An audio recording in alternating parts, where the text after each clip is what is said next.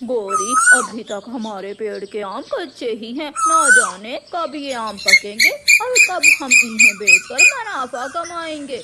कालू जी, मुझसे और इंतजार नहीं होता। मैं तो कहती हूँ हम ये कच्चे आम तोड़कर ही बाजार ले जाते हैं। कोई ना कोई पागल पक्षी तो खरीद ही लेगा ये कच्चे आम। तभी वहाँ चिड़िया आ जाती है। कवि और कवि, ऐसा मत करना, अभी आम कच्चे हैं, इन्हें मत तोड़ो, ये आम बहुत खट्टे होंगे। छोटी चिड़िया, ये पेड़ हमारा है, तुम्हारा नहीं है। जो मन में आएगा हम करेंगे। तू कौन होती है हमें रोकने वाली? तू जाकर अपने पेड़ के आम देख, कहीं तोता या फिर बुलबुल ना खा जाए तुम्हारे पेड़ के आम। चिड़िया वहाँ से चली जाती है और अपने आम के पेड़ के पास जाकर बैठ जाती है। मैं तो अपने पेड़ के आम फिर ही तोड़ूंगी जब मेरे पेड़ के आम अच्छी तरह तैयार हो जाएंगे। कवि और कौवा अपने पेड़ से कच्चे आम ही तोड़कर मंडी ले जाते हैं। आम आम, मीठे मीठे आम। पागल कवि, ये आम तो अभी कच्चे हैं, ये कौन खाएगा? ये आम खट्टे और बेस्वाद होंगे। मिट्ठू, मेरे आम बहुत मीठे हैं, एक बार खा कर तो देखो।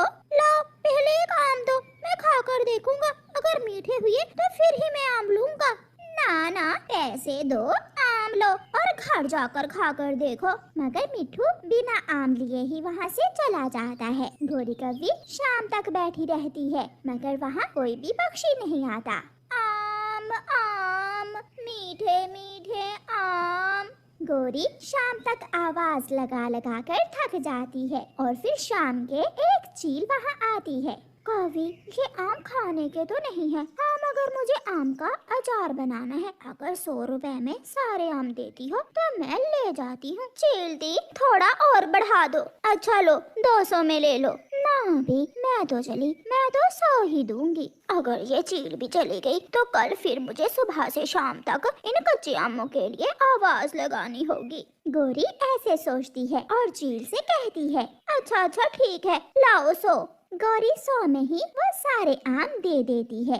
क्या कहा गौरी, तुमने 100 रुपए में ही सारे आम दे दिए? तुम मेरे साथ बाजार जाते तो पता चलता, कोई भी वो कच्चे आम लेने को तैयार ना था। वो तो अच्छा हुआ उस चील ने अचार के लिए आम लेने थे, बिक गए, वरना नदी में बहाने पड़ते मुझे वो आम।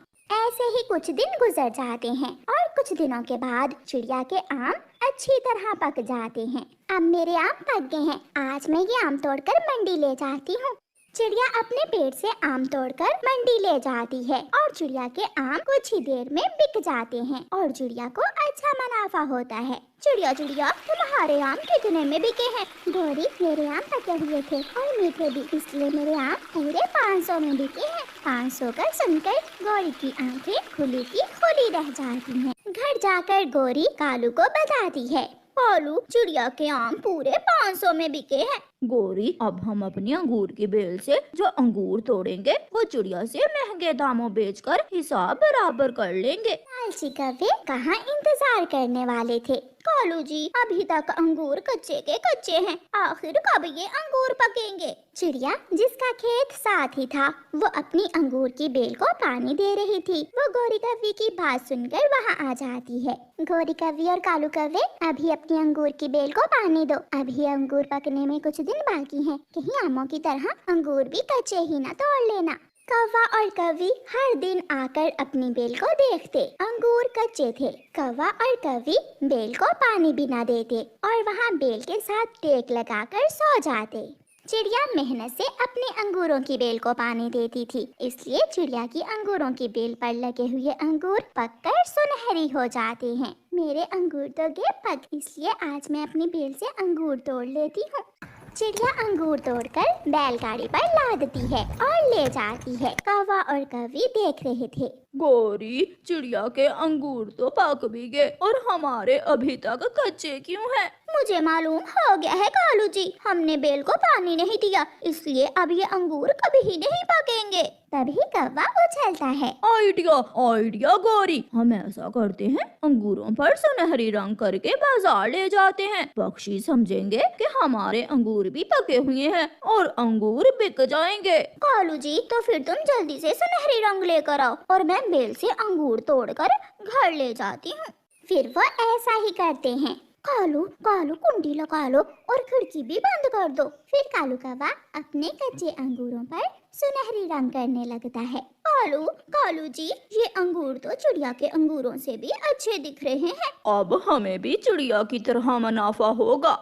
कौवा और कौवी सुनहरी रंग करने के बाद अंगूर बाजार ले जाते हैं। कौवे और कौवी, मैं तो चली, मेरे तो सारे अंगूर बिक गए हैं। छोटी चिड़िया, तुम देखना, हमारे अंगूर तुमसे ज्यादा पैसों में बिकेंगे। अंगूर अंगूर, मीठे मीठे स्वादिष्ट अंगूर। माही चील वहाँ आती है। क्या बात है, अंगूर तो सोने की तरह सुनहरी हैं, अच्छे से पके हैं। चाची चील, जो एक बार हमारे अंगूर खाएगा बार बार आएगा। तभी वहाँ तोता आ जाता है। चील दी, मुझे पके हुए फल की खुशबू दूर से ही आ जाती है। ये अंगूर कच्चे हैं, तुम ये अंगूर न लेना। मिट्ठू, मैं तेरी चोंच तोड़ दूंगी। चलो चलो भागे यहाँ से, बड़ा आया। तोते रुको, मैं एक अंगूर खा कर देखती हूँ, फिर तुम्हें बताती हूँ कि तुम झूठ बोल रहे हो या सच्चे हो। मैं फल की खुशबू से फल पहचान लेता हूँ, फल पका हुआ है या कच्चा। गोरी भाग, ये तोते का बच्चा मरवा देगा आज। भाग गोरी। छी, ये अंगूर तो बहुत खट्टे हैं। 2 नंबर कौवो, तुम धोखा दे रहे हो, वो भी मुझे, माही चील को। कौवा तो पहले ही वहाँ से भाग जाता है, मगर गोरी माही चील के काबू आ जाती है। माही चील मार मार कर गोरी को उल्लू बना देती है। चाची चील माफ कर दो, चाची चील माफ कर दो, मेरी पूंछ टूट जाएगी। चील गोरी को छोड़ देती है। तुझे तो मैं देख लूंगी, मोटी चोंच वाले गंदे तोते। चील चाची, ये गोरी मुझे धमका रही है, तू जाती है या? मगर गोरी वहाँ से भाग जाती